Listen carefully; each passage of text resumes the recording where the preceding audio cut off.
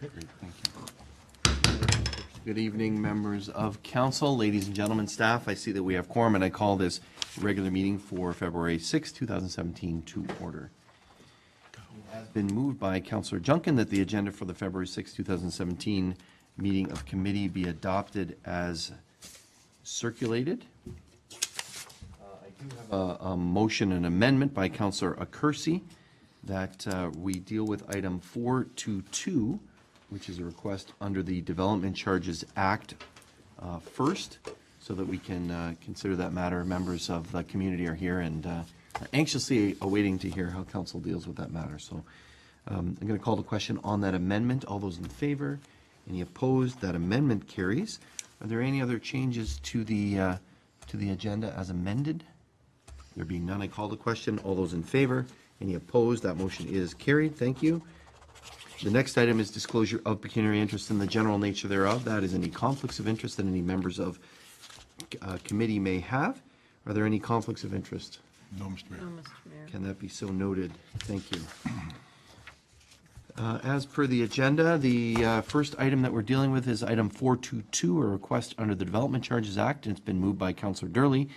The committee of the whole recommend to council that the development charges paid by Niagara Short Hills Christian Ministries remain in the Development Charges Fund and not be returned to the organization, and that staff be directed to determine if any amount of relief through taxation is an option for the charitable organization. Councillors wishing to speak to the matter? Councillor Accursi. Thank you, Mr. Mayor. I had a couple of questions through you to our treasurer. I wondered about whether or not in an effort to provide some relief, whether the work that's done by this organization would qualify under permissive grants, or whether it would be eligible for that portion of the grants that we have flexibility on. Discretionary portion. The discretionary portion. I wonder if you could comment on that. Through you, Mr. Mayor. Absolutely, through the second application process of the grants that come before council, council has that discretion to release some of this. Okay. Thank you. Thank you. So, Mr. Mayor, perhaps since we're referring the matter to staff to look at how tax relief might be brought forward, perhaps she could include in that report a comment with respect to using the grant that we have discretion on, and how that might play out, what the pros and cons for it might be. Okay. Thank you, Madam Through Treasurer. you, Mr. Mayor. Just on the charitable tax rebate program, it is ran through the Niagara region. There's an application process, and there's an eligibility list. The Niagara Christian Ministries is already eligible for their current property that exists. So we're certain through the application process that probably could be extended to the renovation. We are doing some homework on that as well, and we'll bring that forward in the report too. Okay. Thank you. Okay. So, through you, Mr. Mayor, would that report include quantum as to what that rebate might look like, so that we could, judge whether they're getting a reasonable amount back and some relief that... Thank you, Madam Treasurer. Sorry, I was just contacting the planning director to see if it was complete yet. So we don't have the assessment, but I could take the square footage, I could do an estimate of what that would look like, and then the rebate is about 40% of taxation, so I could certainly come up with an approximate value for you. Okay. So I think could that would give help to additional inform it. information. Okay, thank you. Thank you. Councillor Durley.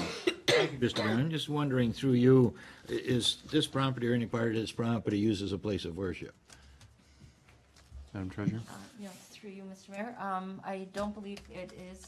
It was the Director of Planning that had come to me with this request for the, informed me about the request coming in for relief from this. It did not meet the requirements under the DC bylaw. It is not a place of worship that is being developed. Thank you. Okay, thank you. Any others? Councillor Kersey? Sorry to ask so many questions, Mr. Mayor, but No, it's important to have the information. Go ahead. I also wanted to know what the scope of the programming that goes on out there, and is it open to all members of our community, not just one particular religious group or what have you? Do we have that information, or could the proponent present that to us? Yeah, if we don't. thank you. I think it is open to any member of the community. I know my children have used the facility in the past. They're not planning to use it because it is for smaller children, so it is open, and they were very open to that. You have a comment, Madam Director? No, Mr. Mayor, through you, it's my understanding as well, they do operate like a sugar bush operation there during the sugaring season in March. So they conduct school tours and groups like that through there. And then there's the summer camp program in the summer months that is open to children. I don't think there's any restriction on the children. Just a limitation in their development permit application with the Niagara Escarpment Commission with respect to the number of children. So this property is governed by the Niagara Escarpment Commission and had to seek a development permit to do the expansion. Go ahead. So, Mr. Mayor, as a follow-up to what our director has said, is the expansion being done to accommodate more children and more programming as opposed to more business? Mr. Mayor, through you, it will increase the capacity to accommodate additional children. Okay, thank you. Thank you. Some of the questions I have, if other councillors don't, and that would be, is this the entire amount for the town of Pelham, or is there some to the region? I think, Madam Treasurer, this is the portion for the town of Pelham only, is that correct? Is this a development charge? I guess when I think about the property and think about the work that they do in that area, especially when it comes to the maple syrup production, that really is an agricultural operation. It's what I would call a value-add agricultural operation. So I'm just wondering if this, and this isn't for that, some might also call it industrial in the sense of making maple syrup. So where does this fit in terms of the building permit? Is it under the agricultural permit, or is it under a different type of permit, Madam Director? Mr. Mayor, through you, it's not an agricultural permit. I can't say specifically it's classified as a Group B or D building. I'm not exactly sure, but it is for the camp portion of the operation, not for the sugaring portion of the operation. Okay, perhaps that's something that can be looked at.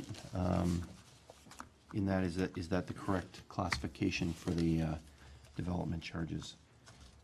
I know that in agricultural development charges are different than other types of development charges. There are specific, Mr. Mayor, through you, specific requirements in the development charges bylaw that classifies types of uses where development charges are applied. And in agricultural areas, even like the retail area associated with a value-added agricultural operation would be subject to development charges. Okay, that's helpful, thank you. And the staff recommendation is not to proceed with this in terms of an exemption under the Development Charges Act, and that you might be recommending other options, or council recommending other options. Can we hear from the treasurer sort of the rationale for not doing it under the Development Charges Act per se, which has a very sort of restrictive process? Yes, through you, Mr. Mayor. With respect to the development charges bylaw, the municipal treasurer is given the task of administering that bylaw. So the exemptions that I would be able to provide for are the ones that are actually listed in there, and that includes hospitals, school boards, Board of Education, any municipality or local board thereof, and then that portion of a place of worship that is for the worship. So it was first put through to the planning department, where it came back down to my department to say that a request is coming in.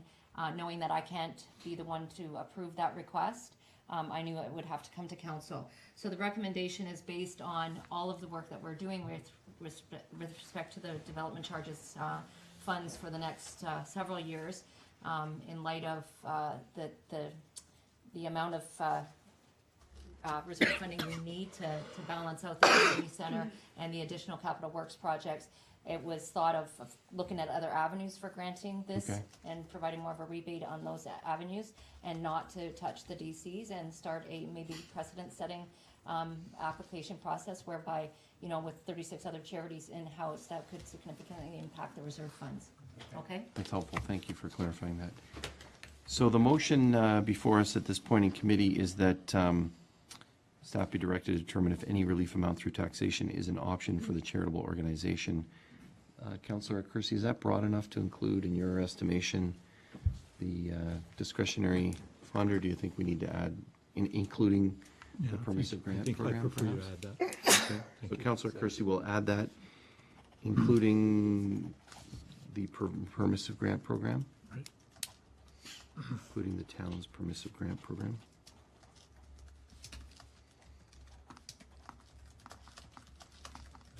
Can we add that? I'll call the question on that amendment. All those in favor? Any opposed? That amendment carries. Any further discussion to this as amended? And this report will come back to committee or council?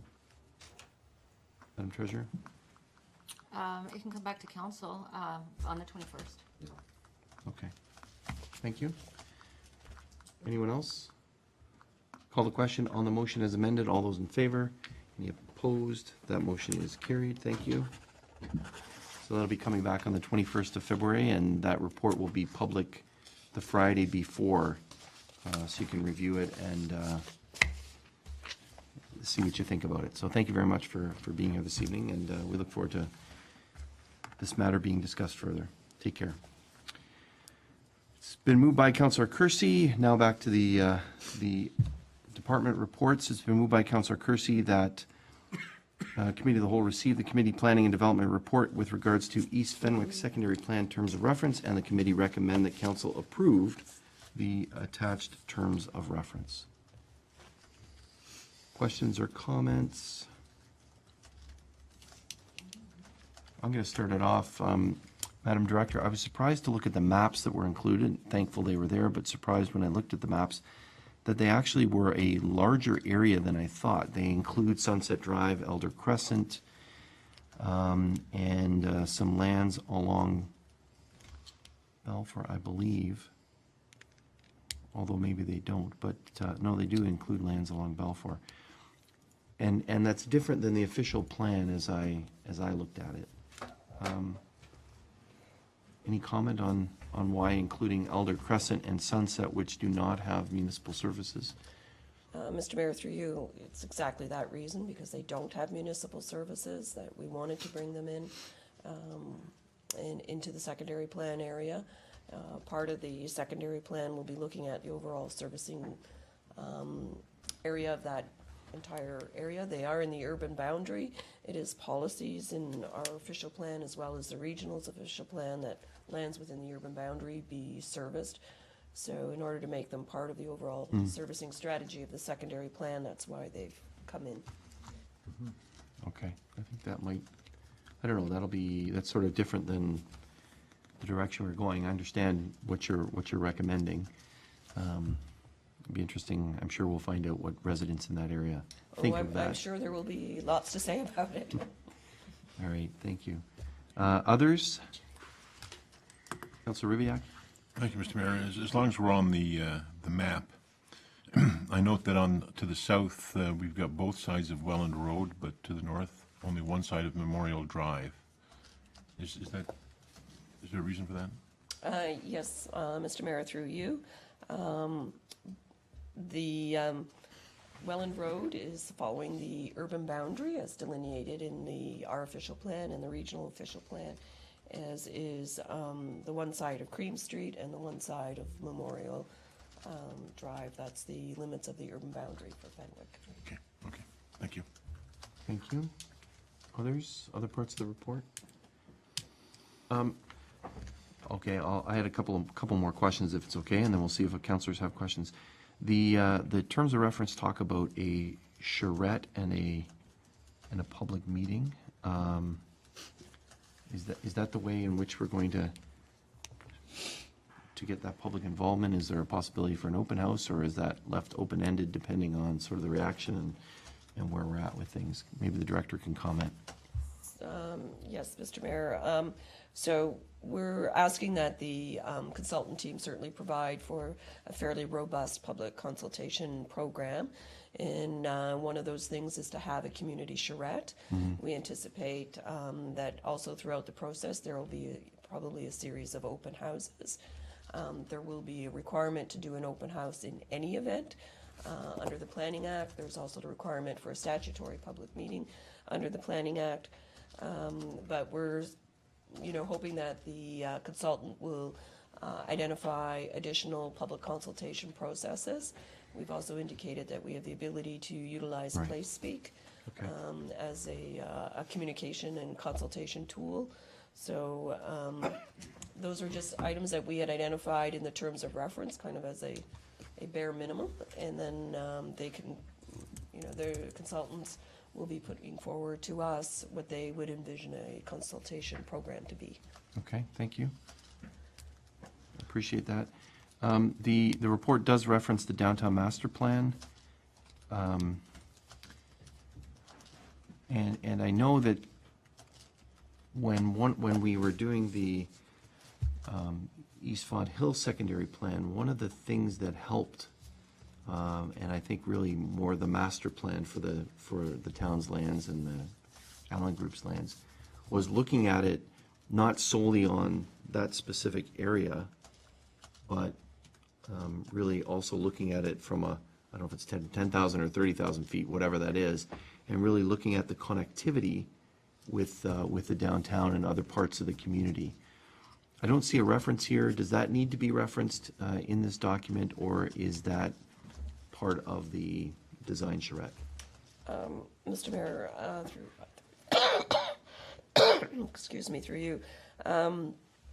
So we just identified kind of what are some background reports that are available that may assist, and so the downtown master plan was identified as, something that the consultant may want to look at to consider in terms of these are some of the things that have been approved previously in the town and kind of set the stage or the flavor of the types of development that we see as being appropriate in the town. But certainly we expect the charrette process.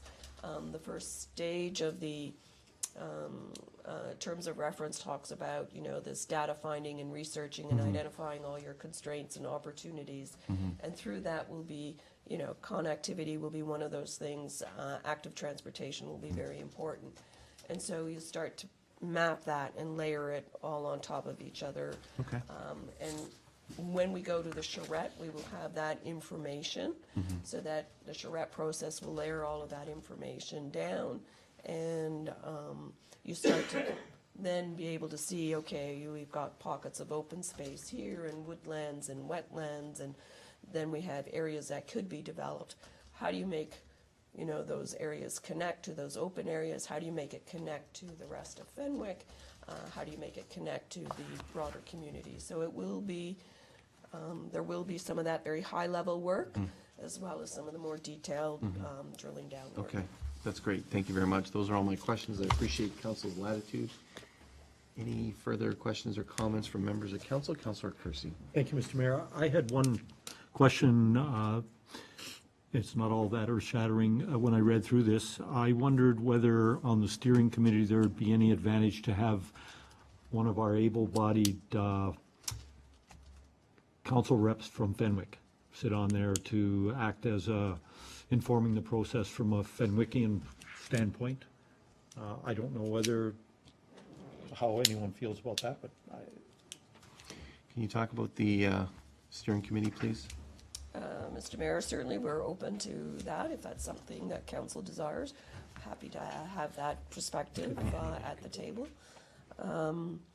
I do also want to note that the Director of Public Works did identify a few minor kind of tweaks to the terms of reference that are not in what was presented here, because the comments came in after this was already approved, but there's some minor kind of just 3 or 4 little word tweaks that we're going to add to this to address some Public Works comments. And it has primarily to do with just making sure we're covering off their requirements in the secondary plan. But with respect to the council representative, if that's certainly council's desire, we're happy to entertain it. Thank you. Chrissy, I would, I did think about it. My recommendation would be not. It appears it's a sort of a staff and et cetera committee, and we're looking for their best advice. It will put a different element to the steering committee. It would give that individual, whether they're from that part of the town or a different part of the town, kind of more of a, say in quotes, authority over the matter. And we're trying, you know, as we have committee of the whole, we don't have chairs, vice chairs, et cetera.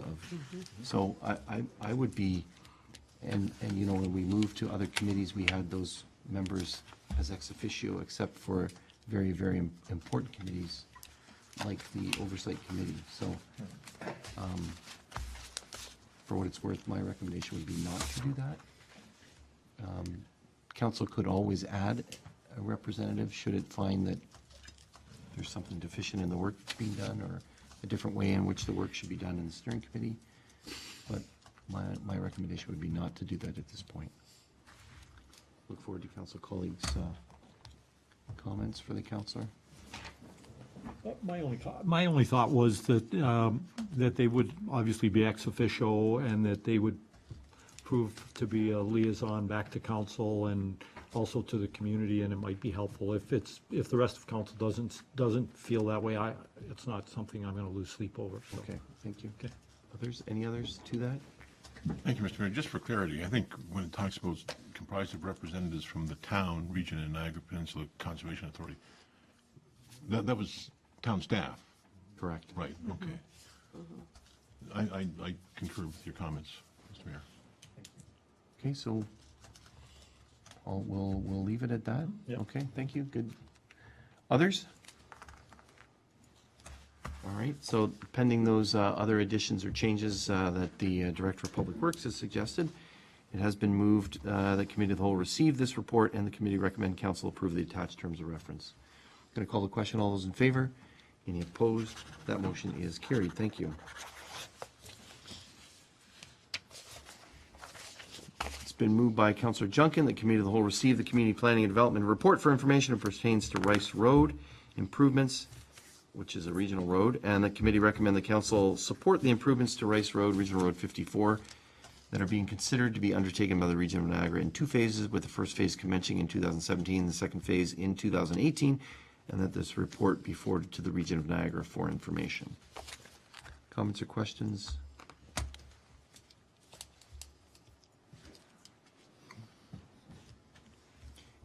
I didn't really like the answer about the roundabout. Sorry to say.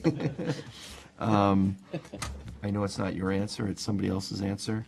My read of the report was that Associated Engineering 2014 design said that there isn't room at that intersection. I just can't imagine I don't know, I don't want to see a lighted intersection there. That's me sort of thinking. And I know council had some discussion on it. I guess, is there some way that council might see that design? My assumption is, without seeing it, that it's a gargantuan roundabout, because the region tends to overbuild things. Maybe the director can illuminate, save me from putting feet in my mouth.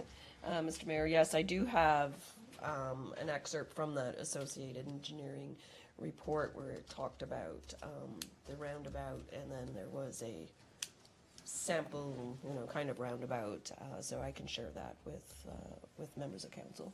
Okay, thank you. I'd like to see that myself before we approve this at council.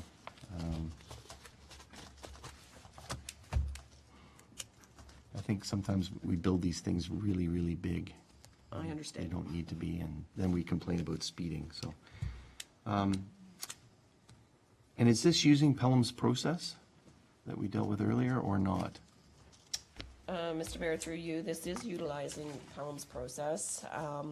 You'll recall when we had the public meeting for Summersides Drive, they region tied their EA process to the public consultation process for the Summersides Drive draft plan. So we brought a report forward. It went directly to council this evening on Summersides.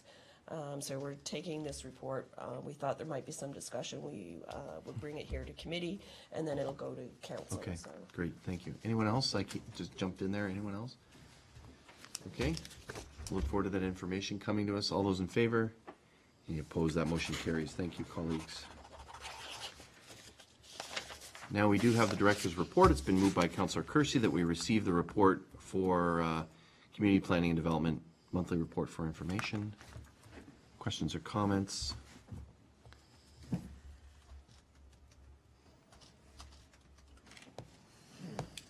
Councillor Kersey? Thank you, Mr. Mayor. The only comment I would make is there seems to be quite a bit of angst in the community regarding this whole heritage designation and list and all that. And my comment would be I would just encourage planning department to bring that report forward as soon as possible. It would, I think, relieve some of the angst that's out in the community, and it would inform council as well, and so that we can be better prepared to answer the questions that are posed to us. Thank you. Thank you.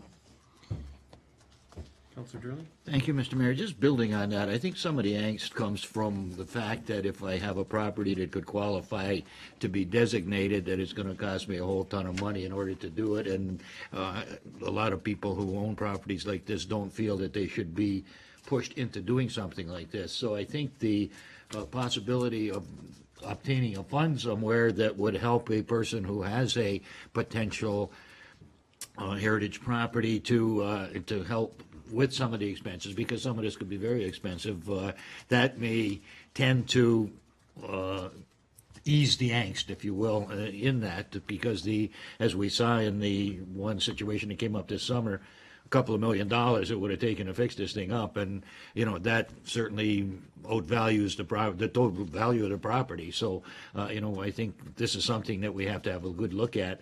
There's a lot of beautiful heritage type properties out there, but as the discussion that we had earlier, an owner really doesn't want a property to be heritage designated, so why should he be forced to put money into doing that? So I think this is one thing that in the past has never been really dealt with, and I think it's important to put some attention to that. So if in fact the report that does come back can give us some suggestions as to how this may be mitigated, that may be helpful to some explanations in the future. Thank you for that. Great, thank you. Others? Madam Director, I didn't see anything there about the couple of Brock students, as if you're not busy enough, but you are working with some Brock interns. Can you just inform council about that briefly? Yes, Mr. Mayor, you're quite right. It didn't make it into our report, but we do have 2 Brock intern students that started 2 weeks ago, and one is in on Monday afternoons and the other one's in on Tuesday mornings. And they're here for until April, excuse me. And they're doing a project. One is working with doing some research and working on developing an economic development strategy. And the other one is looking at kind of wealth creation tools that the municipality may have. So doing research on that. So we hope to be able to have a piece to come back to council with later this spring on those 2 research pieces. Great, thank you very much. Anyone else? Going to call the question. All those in favor? Any opposed? That motion is carried, and perhaps we can let the director rest her voice. Thank you. Now we move to corporate services. Been moved by Councillor Papp. The committee of the whole received the report on how might we determine if it is more economical to lease a vehicle or purchase, and the committee recommend that council approve the capital budget item vehicle 10-17 as previously red circled.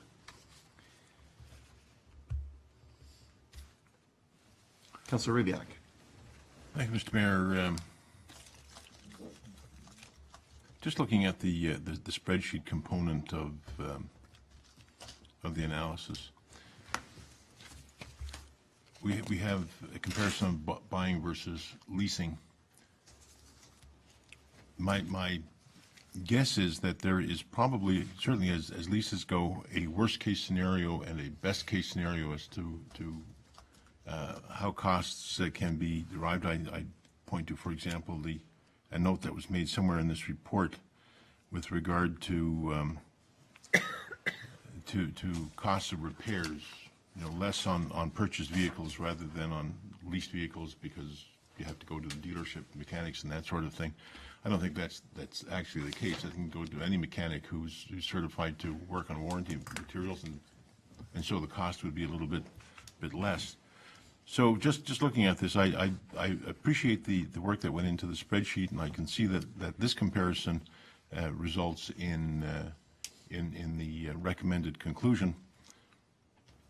But I'm kind of leery because I know there's a best case, I know there's a worst case, and maybe if we had the worst and best case of both buying and leasing, and we can look at that, and that might tell us the story for real, if it's worth doing. You're looking for a response, I Councillor? am. Madam Treasurer. Through you, Mr. Mayor, this is probably the best case scenario right here. We've actually contacted a dealership with the type of vehicle that would be in mind to be purchased. That purchase price up there of $27,372 is the actual price that we would purchase it at from the dealership tomorrow. So at this current time, this dealership has a 0% finance rate. So that's the best case scenario in here. When you do the present value, you have to take into consideration, it's a specific formula for a lease to determine what the present value of a lease is. We were very conservative in our estimate of the percentage that was utilized in there. It has to also take into consideration any interest you might lose on the $27,000 that would be in a bank account, gaining that interest income. So that has all been calculated into there. We had, with respect to the accounting department, we had several individuals involved in the lease versus buy, and we talked about all the things that needed to be comparing apples to apples, like for the fact that if we purchase outright, the PSAP component is the 7-year depreciation factor, so we needed to compare to a 7-year lease to have a apples to apples comparison. We did then take the future value of a lease in year 5 where the lease payments increased because when you're going back out to lease in year 5, you're not going to get it at the same rate that you're getting it for today. So we did look at all the different avenues. With respect to the actual cost of having the work done in-house, like the wheels being changed in, we did compare salary of the individual in that department, the way we can buy the supplies, there's no upcharge on them, we compared them to a cost of doing that at another location, and it was a little bit more in-house. It would be about $800. It was more when we went out to the market and asked for a costing of that. So we kind of left that as something that would need to be done on either car, and both are not covered under a warranty, a powertrain warranty.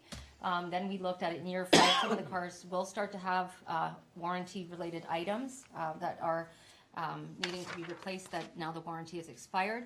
We looked at that as well. We went through all of the cars that were a similar size, and we looked at years 5 and out, and there was nothing significant in value that would equal more than the $2,700 that we're losing by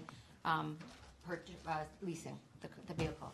So that's the methodology that we used. The next case scenario would be we went to the market and said, okay, if we are getting it for 0% right now, what would the lease obligation percentage be, with the percentage interest rate on that lease, if that wasn't available, like at the end of, and they informed us that it doesn't really go higher than 2 right now because the car business is very competitive at this point for this type of vehicle that the building department is looking for. So it just made the scenario worse. The $2,700 turned into over $3,000, over $4,000, I believe, when the 2% was added in as an interest payment, that an additional amount that you'd have to pay on that lease obligation. Okay? Thank you. Hope that helps. Councillor? Thank you, Mr. Mayor. I think that it's probably, I will accept that this is a good support for that decision. But I do think there are other ways of other things that could be added in, and we could look at a different case, but it's probably not worth doing. Thank you, Mr. Mayor. Thank you. Anyone else? Councillor Kersey? Thank you, Mr. Mayor. Through you to our treasurer, I have a couple of questions.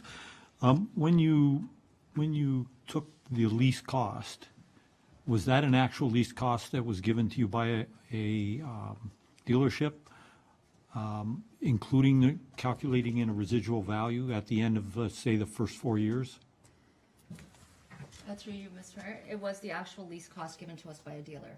And we had estimated from the building department how many kilometers they'd be driving and so forth, so they did calculate that lease obligation for us. And it takes in the residual value as well. So at the end of the Yes. lease, they're projecting $14,000 to, is the residual value, or where is the residual value reflected here? I believe it's in the notes. My computer's not moving.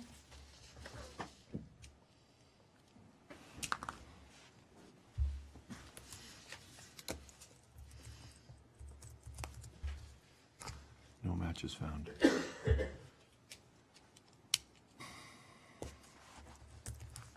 No, the 14,000 is at the end of what, the 14,000 is in that spreadsheet at the 0% one, and there's the one that's at 2% as well. It's showing you what, after 5 years, when we now have to go back into another buy, because we have to compare apples to apples, what is the present value of that at that time, and then taking out a new lease to make up that 7. So the problem, then it would have to be a 3-year lease, which the payments become even higher on, and not a 4-year lease, because we are trying to make sure this is apples to apples. So you can't do a 7-year lease? We cannot do a 7-year lease. They did not offer a 7-year lease. So why wouldn't we just get a new vehicle at the end of 5 years? And then we have no maintenance costs going forward. Our powertrain is fully covered, the whole length. That's the one advantage of leasing over buy, is that the warranty generally outlives the lease. And so any major expenditures that might be sizable would be covered under the warranty. So I don't know, how has that been calculated in here or reflected in here? It would be in the discount rate that's used to create the lease factor, the lease present value. There are certain things that you have to take into consideration when you're doing that discount rate. So they tell you to take in, a percentage for changes on powertrain repairs. You can't estimate what's going to happen, obviously, to a vehicle in that year, but they do give you those tools to make sure that that's included in that discount rate that you're using when you're doing your lease calculation. Okay. Anything further, Councillor, at this point, or you're? Not right now. Okay. Thank you. You've answered a number of questions, Madam Treasurer. I did wonder that this is for the building department, and yet it speaks of a levy. Through you, Mr. Mayor. For the levy is also part of the building department's own, it's not the levy, but it's their own individual requirements now to put something under operating as opposed to in capital. So this was done as a basis for similar cars, and I'm not suggesting that this is for every vehicle. This is for this vehicle that's there, and there's several similar vehicles that the town has that's on the levy that are similar to this. So this was used for that analysis. If we're doing bigger trucks and stuff, you might want to do a different analysis because of the payment factors and how many years you can actually take a lease out on those ones, because every car has a different type of lease years that you can have them. So with respect to that comment, it's meant to be, if we were considering similar lease versus buy for a tax levy car, then we would have that same issue. If we were to approve this recommendation, and council were to approve it next meeting, it would be for the vehicle, and it would be funded under the building department. Okay, thank you. Councillor Kersey, any further questions? Yeah, I had to get my head straight around Okay, that no last problem, bit. go ahead. In your calculations, Madam Treasurer, have you taken in or factored in lost opportunity on the money that we'd be using to buy the vehicle? We did, yes, absolutely. I mentioned that earlier. The one thing that we had to make sure is that we would be investing this $27,000 into, even just in our bank account, we'd be getting at most 1 percentage point on that money. So we did factor that into that discount rate as well. That had to be included. What is the current state of our reserve of our vehicles, of our fleet? This would come out of the building department? No, but I'm just saying, like you said, we could use some of this to compare if we were picking up a vehicle for another department where it might hit the levy. I just wondered In the what capital budget, yeah. Counselor, I'm not sure it's germane to this discussion. Well, it at is, the moment. because if we're comparing apples to apples, not particularly for this vehicle, Mr. Mayor, so. The fleet reserve at the beginning of 2017 is 191,484. Okay, so it's not like we'd go out and borrow and we'd have to add in interest to cover that. Okay. Council, I'm looking for either calling the question or an amendment to the motion. Call the question. Anything? No amendments? Okay, I'm going to call the question. All those in favor? Any opposed? Motion carries. Thank you. Thank you for doing the analysis, and perhaps as other vehicles that might be red circle or other vehicles come forward in the capital budget that are different in nature, as the treasurer spoke about, maybe the calculation might be different. It might be interesting to and prudent to sharpen one's pencil and do the calculation again for a larger vehicle, et cetera. So we look forward to that. We now have a motion moved by Councillor Durley. The Committee of the Whole recommend to Council that 2017 user fees and charges be approved. Questions or comments? Madam Treasurer, in the past, you've highlighted those items that were changing. You did outline them verbally, but not with numbers. I don't know if you can do that when it comes to council. That might be helpful. Okay. Thank you. Anything further? I know there aren't many that are changing, but I'm going to call the question. All those in favor? Any opposed? That motion carries. Thank you. It's been moved by Councillor King that the Committee of the Whole received the February 6, 2017 Corporate Services Monthly Report for information. Questions or comments regarding that report?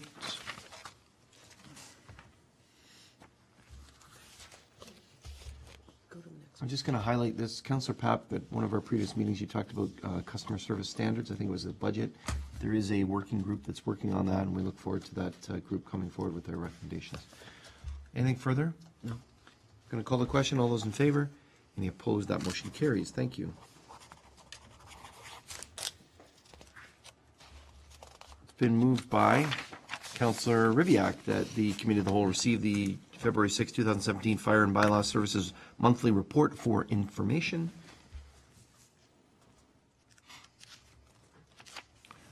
No comments.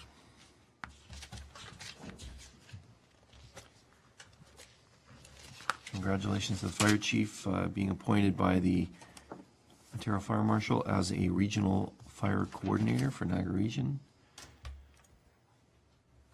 And I believe there was actually a report here, the bylaw year-to-date comparison didn't appear to come up on page, what page is that, 2? And then I see that the chief will be working on the language in terms of signage. So, thank you, Chief. I'm going to call the question. All those in favor? Any opposed? That motion is carried. Thank you.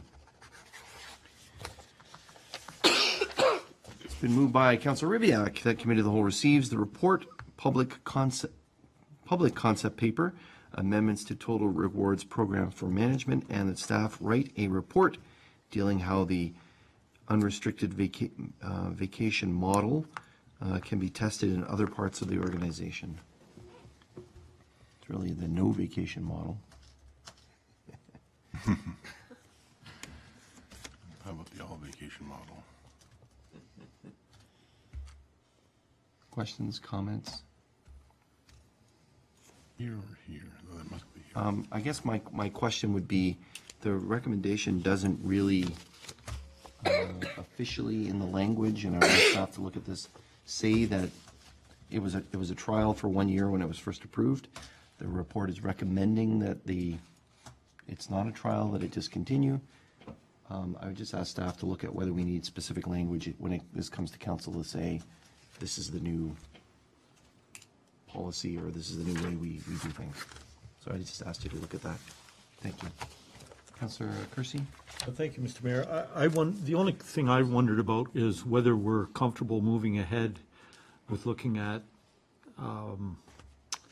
taking over the whole organization based on an N of 1.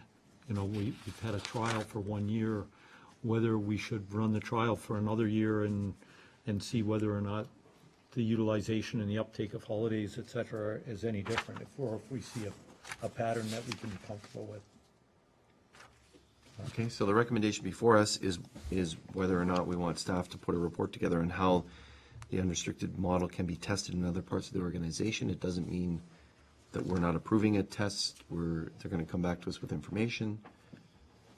Do you want, I Okay, mean, so that can be, maybe that can could be form just part of. that could inform part of the report. That'd be great. Thank you. Okay, Yeah. thank you. Others? I'm going to call the question. All those in favor? Any opposed? That motion carries. Thank you. And I look forward to that additional information coming back to council. It's been moved by Councillor Durley. The Committee of the Whole received the February 6, 2017 Human Resources Monthly Report for information.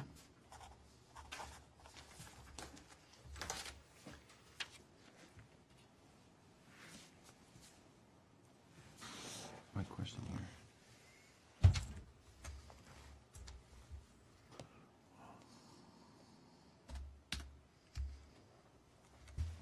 Questions, comments? Councillor Kersey. Thank you, Mr. Mayor. I see that the appeal process has been completed and that 7 positions were elevated. I wonder what the impact on the budget will be going forward, or have we quantified that? Thank you. Through you, Mr. Mayor. As a result of the increases, none of the people in those positions were green circled, so there really will not be an impact per se that we need to bring somebody up to the minimum. And as we had already planned all along, that any funds that we have as far as equity goes, we'll certainly now build those into the equity, but it won't impact the budget. We'll stay within the approved amount.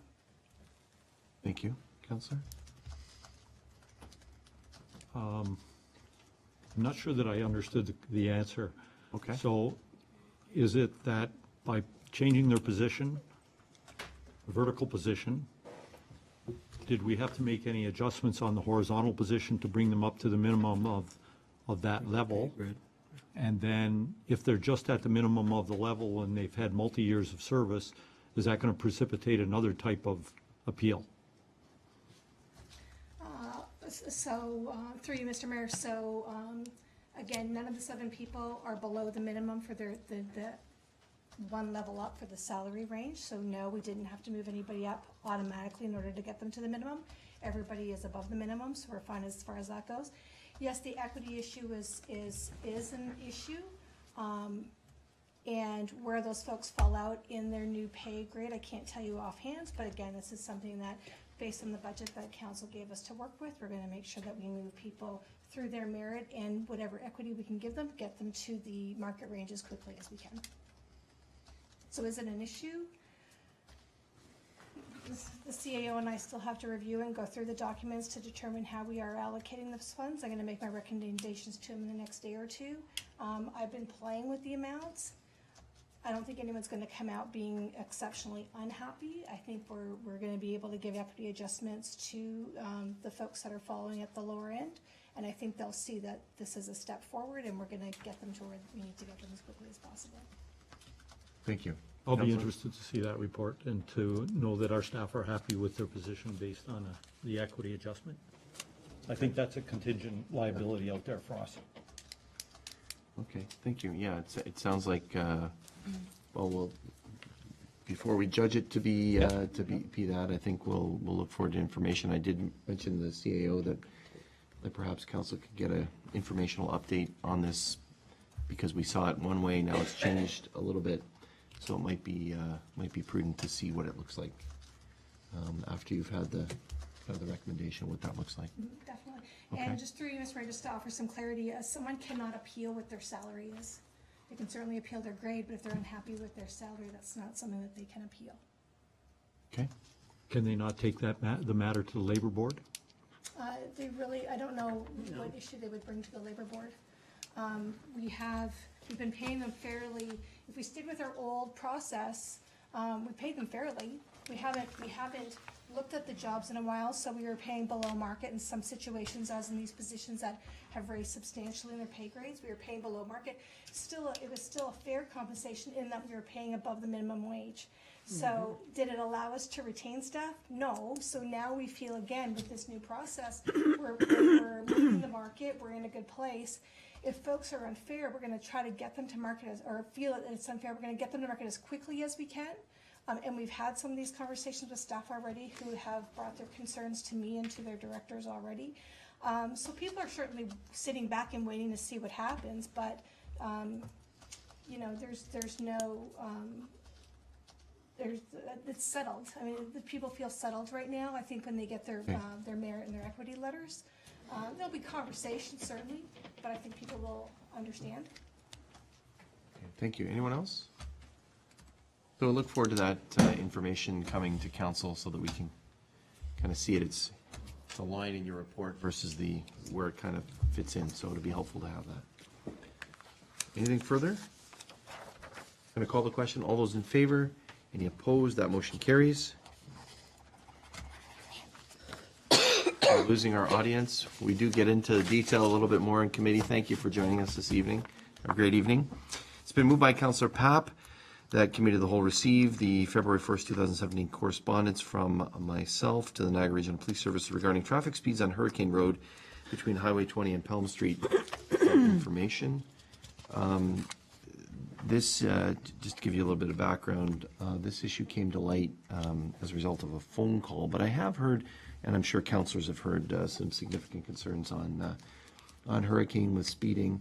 I had some individuals speak to me, for instance, at the Remembrance Day ceremonies as they walked over from Hurricane, came to the Remembrance Day ceremonies. I encouraged them to send something to council, do a petition, go door to door. Perhaps the cold weather has stopped them from doing that. The reason for putting this on the committee agenda is not only to receive it, but also to one of the questions that we had from folks in that area, I had in that area, was there was a speed watch sign back in the fall, and they're wondering the results of that, and just hoping that perhaps with committee's sort of suggestion that maybe we can monitor the speeds there and start activating some of our own speed initiatives in that area, as opposed to simply relying on the police all the time. So I don't know, Madam Director, can you just comment on that speed watch? Thank you, through you, Mr. Mayor. I have traffic speed assessment results from 2011 in the area, and then I also have area results from August 2016. We also have several other areas that were assessed in the last 6 months, maybe 8 months, based on various requests that have come in. We did report those preliminary results to you in a COW several months ago, but what we've been working on is a procedure so that we can handle these requests consistently, so that the decisions are made consistently, openly, and our constituents can understand what goes into these decisions about traffic calming and how to move forward. So I'm not delaying the speed results from getting assessed. It's simply that we're trying to get this procedure in place at the same time. Interesting, if I look at the hurricane results from 2016, surprisingly, the average speed, the speed limit there is 50 kilometers an hour. The average speed comes in at 46. Yet the maximum speed is 102. So there are the odd vehicle that will spike things, and it's analyzing this data to know whether you have a legitimate speeding problem systemic to the road and the design and the nature of what's there, versus a few exceptionally high speeders that push it up. On top of that, there's the volume, and that's what we want to make sure we're discerning here, that the hurricane will see increased volume as a result of development in East Glen Hill. And increased volume is not something that we analyze at this time. We'll note it if there's been a volume increase since the last time we've done the assessment. But this is unfortunately one of the, or fortunately, if depending on how you look at it, one of the factors of growth. So the volume will increase. Sometimes that is perceived as a speeding increase. And analyzing the data properly and thoroughly, consistently, every time giving that data analysis back to you will help us make sure these decisions are consistent and open. Thank you very much, Madam Director, for your... Springtime, sorry, didn't answer. Springtime is when we're hoping to get all that back to you. Okay, great, thank you. Councillor Durley. Thank you, Mr. Mayor, and it's great to see that some actions are being taken, even though it's taking a while to bring forward. This letter is very interesting, looking at hurricane. However, we have received even a petition on Pancake Lane, and I just wonder if the similar letters have been written and, in fact, actions taken there as well, because during my campaigning, there was a report that a lady in a wheelchair was just about clipped by a car in that very place where a dip was, and I think that's a very serious point. Pancake Lane actually needs a lot, and this is from Hay Street to Effingham. Certainly is a concern. It's been brought to our attention many times, and as a matter of fact, just recently there was another question about it. We need to do things about speeding all over the place, so like these type of things need to be brought to police attention or whoever's attention, and in fact, if we're looking at areas where traffic calming is needed, hurricane is one, probably Pancake is another. These are things that definitely are brought to our attention, and I think we definitely need to act on them. Thank you. Okay, thank you very much. I think I have sent a letter regarding Pancake. It was a few years ago, especially when we were considering the community safety zone, which is now enacted. Perhaps I can send a letter regarding Pancake, gathering the information that we received recently, and include that in as well. Thank you. There's also an online form that individuals can fill out on the if they're not inclined to use a computer, on the Niagara Regional Police website, and that can also be something that individuals can do when they look for various times, etc. Councillor Junkin? Just one other thing, perhaps Madam Director can help us here. When the province was bringing out photo radar, I thought that there was also a stipulation that a municipality could make application to have it not only in a school zone, but in other areas. Is there any chance that we could approach is that an option to approach the provincial government and put some of our own photo radars up, seeing as we're not getting any help from the local police service? Madam Director? Through you, Mr. Mayor, I cannot comment on that, but I can certainly look into it. Okay, thank you. You're welcome. Yeah, there was something that came across council. I'm not sure whether they allowed it or didn't allow it. I can't remember, but they may have been opening that up as a possibility to deal with some of these issues I mean, nobody likes at photo intersections. Yeah, I mean, nobody likes photo radar because, but the cost is minimal, and the results have got to be substantially good once people start getting nailed, I would think, so, Okay. whatever. Thank you. Anyone else? I look forward to that protocol coming in the spring, as the director indicated. I'm going to call the question. All those in favor? Any opposed? That motion is carried. It's been moved by Councillor Papp that Committee of the Whole receive the February 6, 2017 Public Works and Utilities Monthly Report for information. Councillor Kersey. Thank you, Mr. Mayor. Very briefly, recently circulated a report from the region with respect to fleet management and how they performed an audit and discussed best practices and what have you. And I wonder if perhaps we could direct staff to take a look at that report. And there was some very valuable information put forward there on how fleet is managed, how disposal of fleet is managed, how all the documentation comes into bear, how you project for your costs of repair, all of these sort of things. And it looked very comprehensive to me, so I think it'd be something that would be worth looking at and see if it's applicable to our community. Mr. Mayor, we have already forwarded that to staff, so they've already actually opened it up and tearing it apart. Beautiful. They got really excited when they saw the 8-year vehicle lifespan for the region. I think that's right.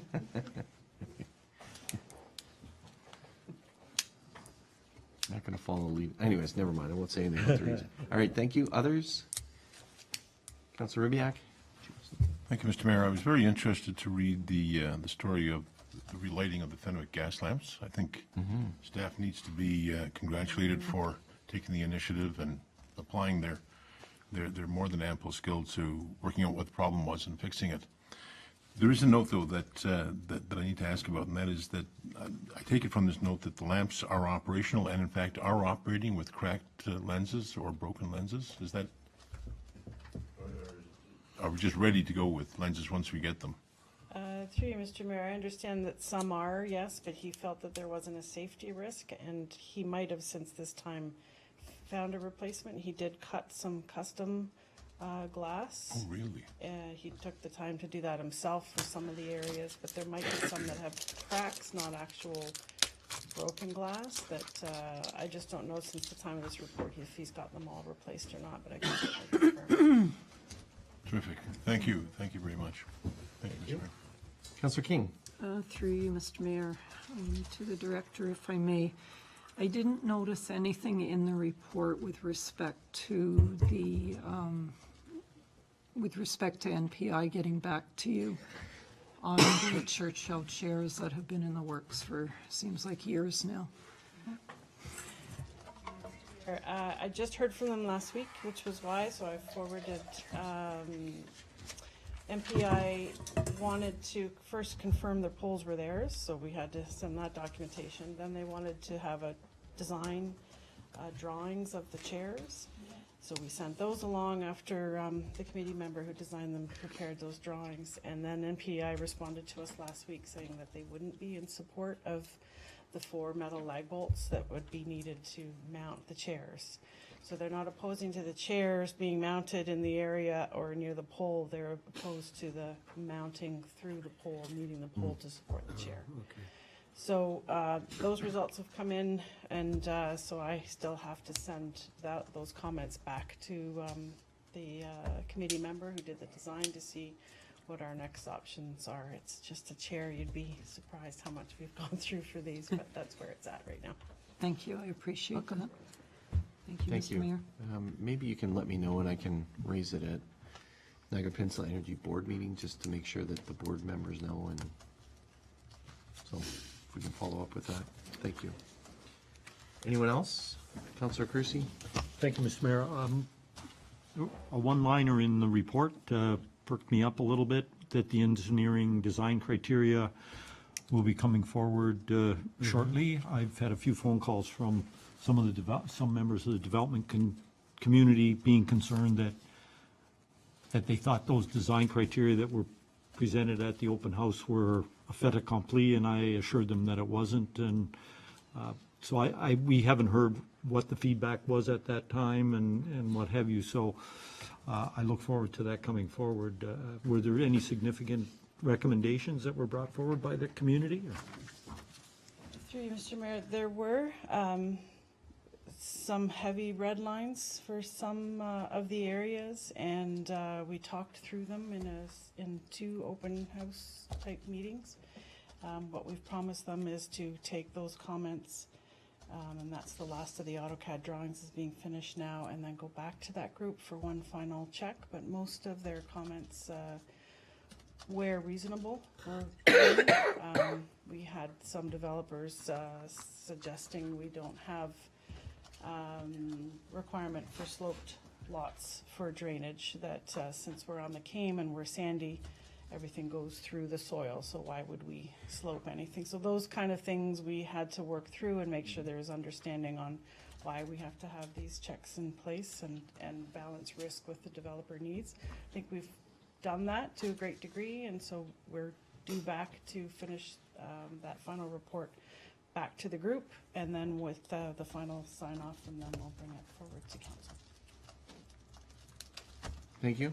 Well, I just say thank you very much, and I'm very pleased you're taking it back to that group for a last look. I think that's being open, transparent, and involving the community that will be relying on those recommendations and standards. So I think that I applaud the process.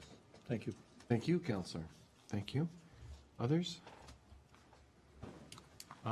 Just wanted to thank staff for the comment here about the, I think it's called the Pelham Street Storm and Water Main Project. And look forward to that open house. I'm sure, I haven't heard anything, but I'm sure the residents might be wondering the progress on that. So look forward to that open house and hearing feedback from residents. Maybe this is in the works. There is a comment here about the Church Street pressure corrections. I know that there was lots of hope when it started, and that something else has to be reworked. So maybe something can be. You don't have to maybe answer it now, but I'm sure you're on it. So. Would you like an answer? Sure. Give Okay. me a 30-second answer Sure, if you through don't you, mind. Mr. Mayor. We ran into some issues because we don't always know exactly what we're dealing with underground. So the elevation of the water main didn't work to set the pressure zone correctly. With the water model that you graciously approved in the capital budget, we will avoid these kind of things in the future. So the plan is to rework the design and go back when we can excavate, hopefully before spring, depending on what happens with this frost, and get that chamber installed. Okay, that's great. Great news. And I would ask, I don't think it's in this report, I would just ask maybe in your next report, Madam Director, just an update on the, I'll call it the Stone Gate backflow issues. It was an issue a couple of years ago, and there were some tests, et cetera, and I know that was sort of caught in between the work that the previous director was doing and the work that you're doing. Just maybe an update on that in your next report, if you don't mind. Thank you. Members of committee, are we ready for question? All those in favor? Any opposed? That motion is carried. Thank you. It's been moved by Councillor Durley that the Committee of the Whole receive the Recreation, Culture and Wellness Monthly Report for February for information, for February 6th.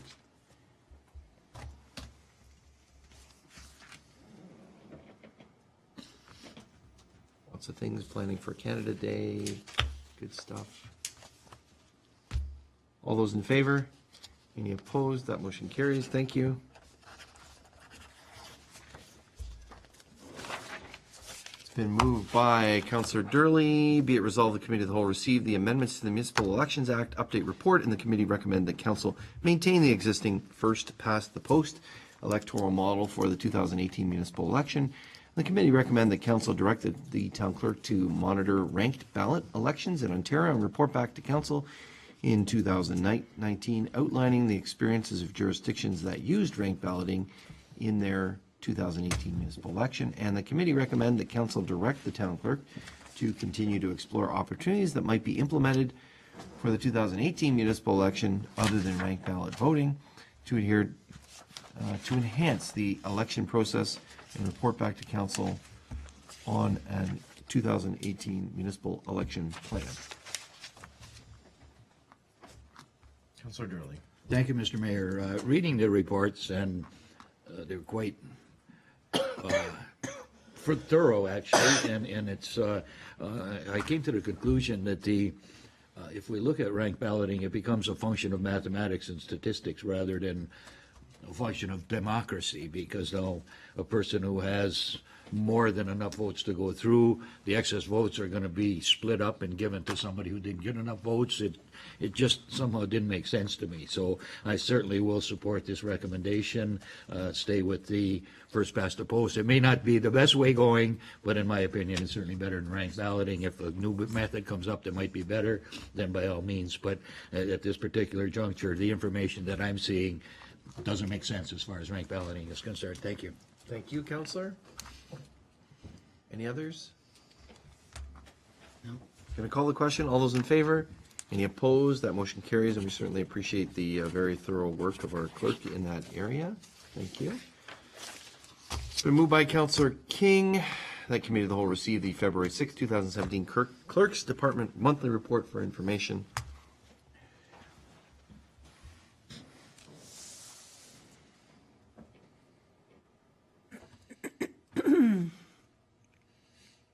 Lots of information here as well, lots of activity. Are we ready for calling the question? I don't have any highlights, so let's see if anybody else does. Nobody does. All those in favor? Any opposed? That motion carries. Thank you very much. And it has been moved by Councilor Rivak. The Committee of the Whole received the February 6, 2017 Chief Administrative Officer's Monthly Report for information. Questions, comments?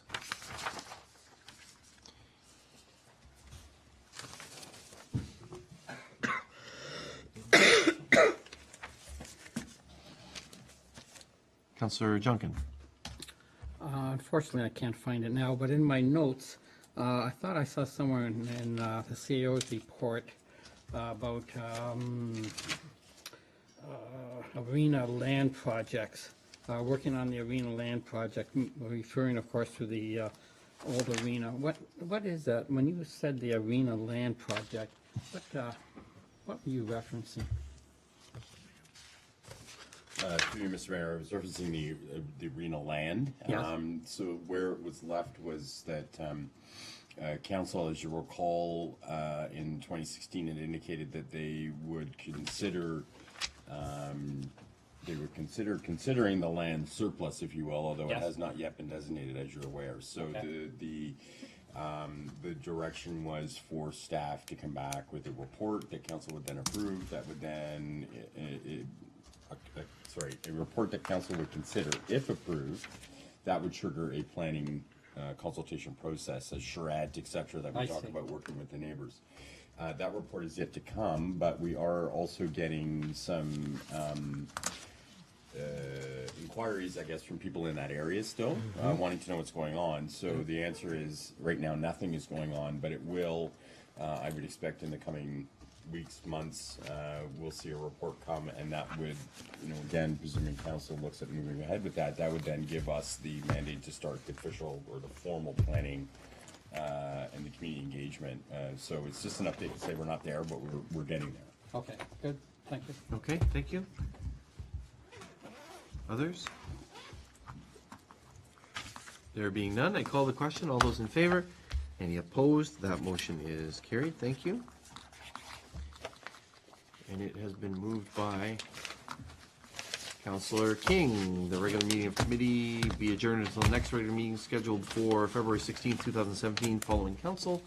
That's the date? That's not the date. February 21st. All those in favor? Any opposed? That motion carries. This meeting is adjourned. Thank you all. 6 minutes, you got 6 minutes?